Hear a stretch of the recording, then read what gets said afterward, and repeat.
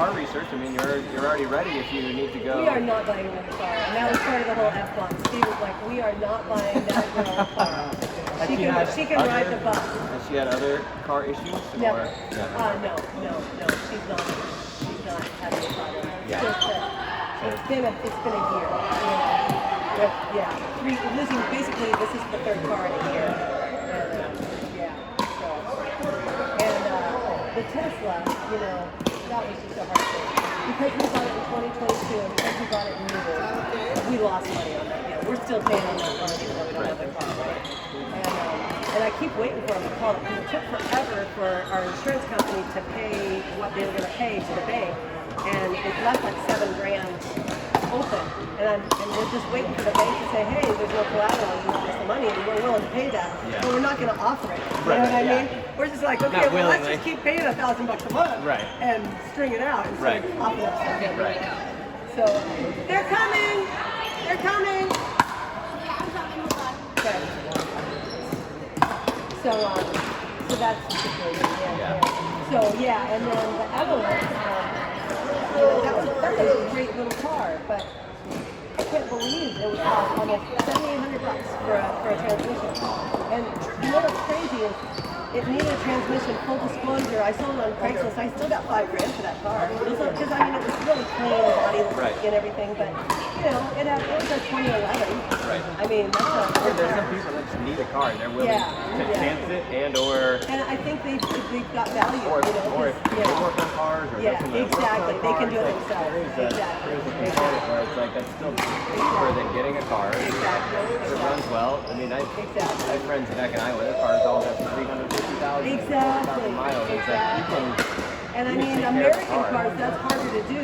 But if you work on your own, you can absolutely do that. But the Hondas and the Toyotas, especially the older Hondas and Toyotas, those cars are 300,000 miles off the lot. They're gonna Yeah, the quality seems to exist pretty easily. So. But the Leaf, I gotta say that Leaf has been it's a really great daily driver. It really is. It's just that car's paid for itself. What do you need? I mean, I'm not surprised that the tire falls off and the whole thing is. It's probably made out of. It's not just boxes, it was made to be tiny and efficient and all. Like that was part of the appeal. And I think it's just how she hit it. Like the tire actually fell off the rim, which is bizarre. And then when you get there, the tires are going two different directions.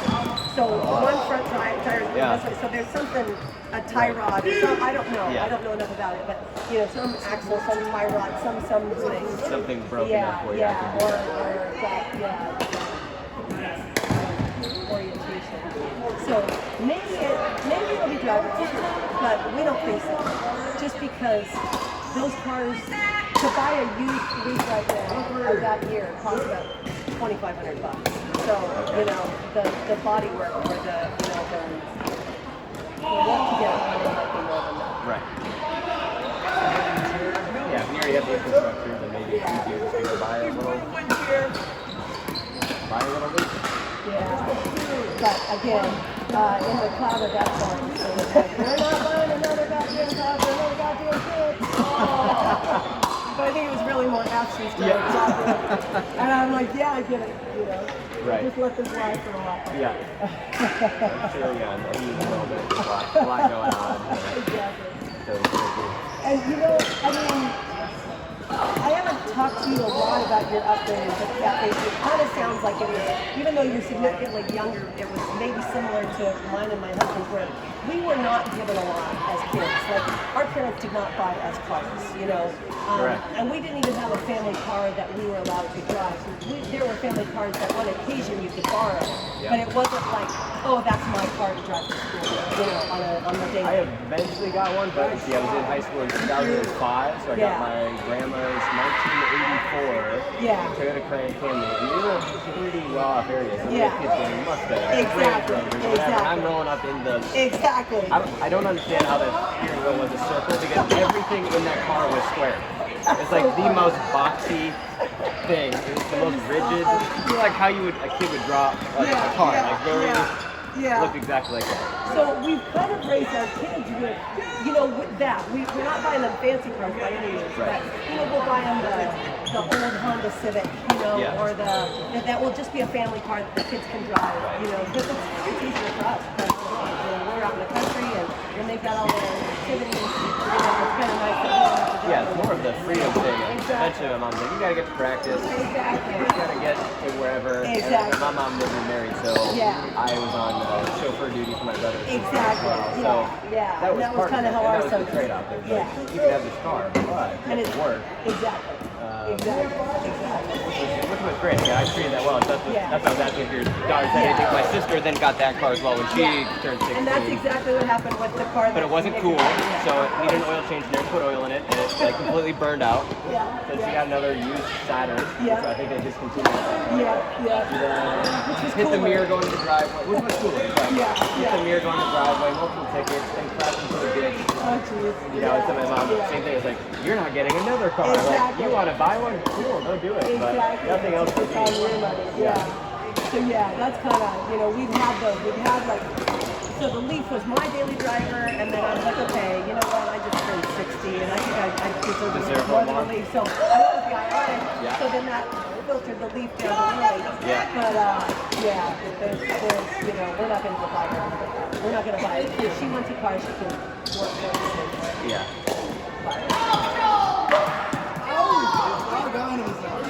What that does to her. Would the answer have been different if it wasn't her fault? Yes. Yes, it would. Yes, it would. And it might have even been different if her brother hadn't just totaled our car earlier in the year, which is absolutely unrelated, but it's all part of the picture. Exactly. Money is a zero-sum game, unfortunately. That's the way it works out. Speaking of money, what's going on with your business? You started your call. We're getting there. Hopefully we're getting there. It's a long time coming, but not really though. It's been what?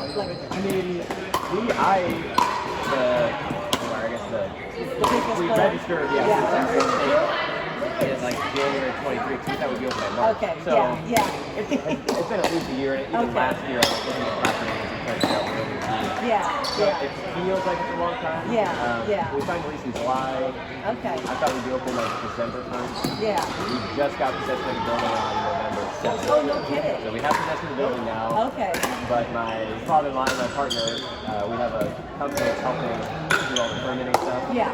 And unfortunately, that's been the fiasco, which is it always is. Permitting is the beast.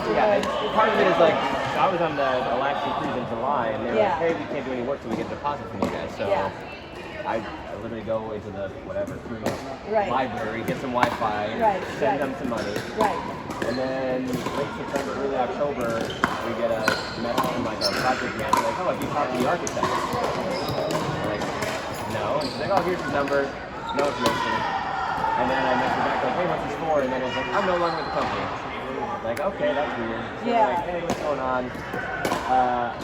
And so just they were like, oh, well, you need an architect for this. I'm like, this is literally a brand new construction building. It's just completed. What do we need an architect for? We're putting in electrical, plumbing.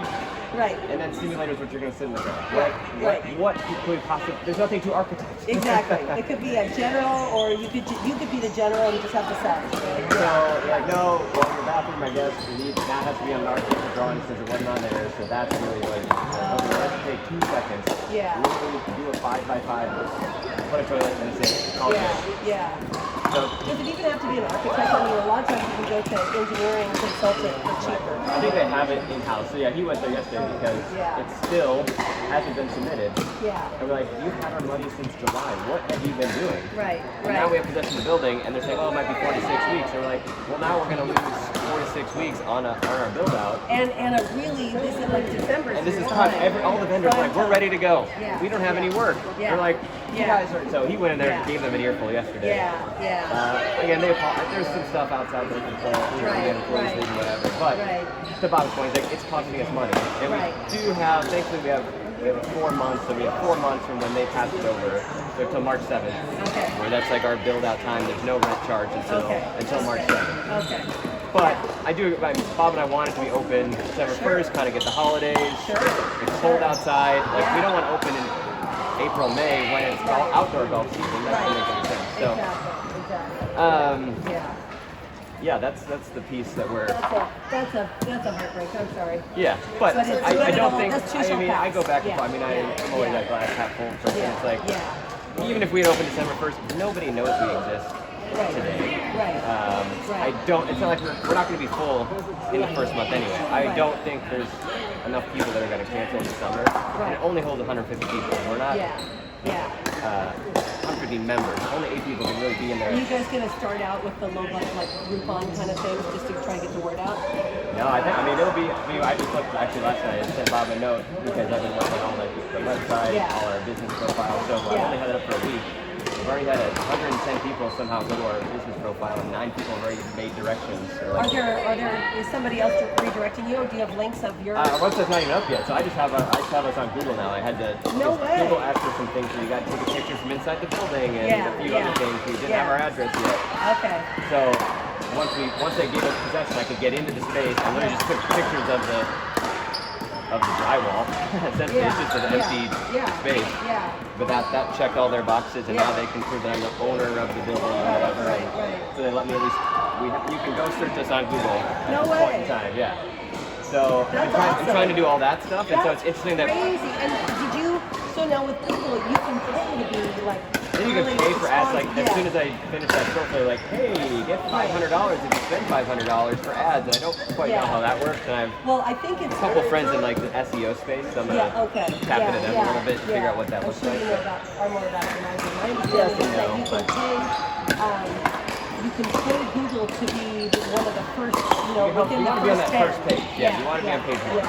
You can do that in a variety of ways. And that's what SEO friends like. You should be backlinking. Once your website exists in a lot of places, then they think that you're more valuable.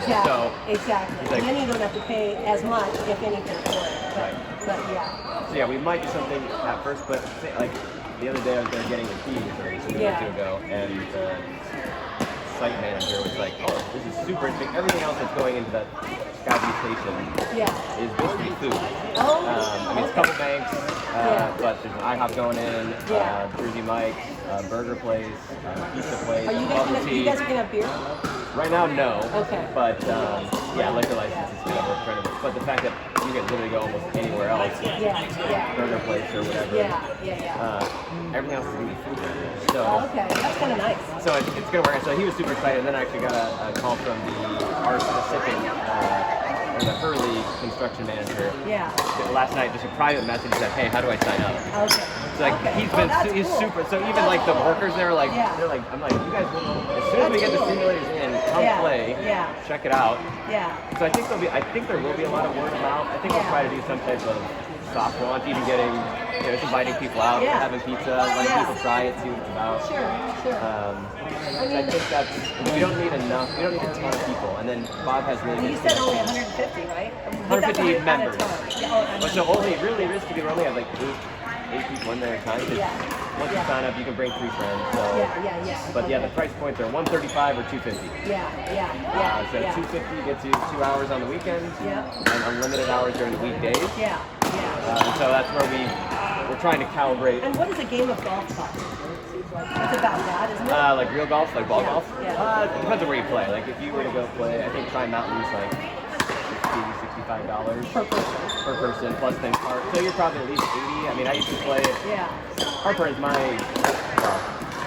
view is skewed at this point. My whole family and all my in-laws, they golf bunch. With the dad, there were 3 boys. They had the Buchanan Cup where every year they play golf course, and it's a multi-day thing and tournament. And so most of them are all pretty close to scratch golfers. So the last couple times that we played Chambers Bay, where the US Open was a few years ago. That was up in Seattle area. That was $275 per round, and then you had the no cart because you had to pay for a caddy, which is $80. You're for like $350. But I mean, we did a Hawaii trip, same thing. That's where like the Sony Open is, and whatever. That was $250. Another one was $200. Went down to Mexico, played the courses. Now all of a sudden I'm like, oh, rounds of golf are $250. You can play 50 rounds of golf if you want to for that $250. Well, and that was my point of asking that. It's like, okay, if it's $250 a month, you know, and you can go multiple times, right? That's the point. And you can bring 3 friends.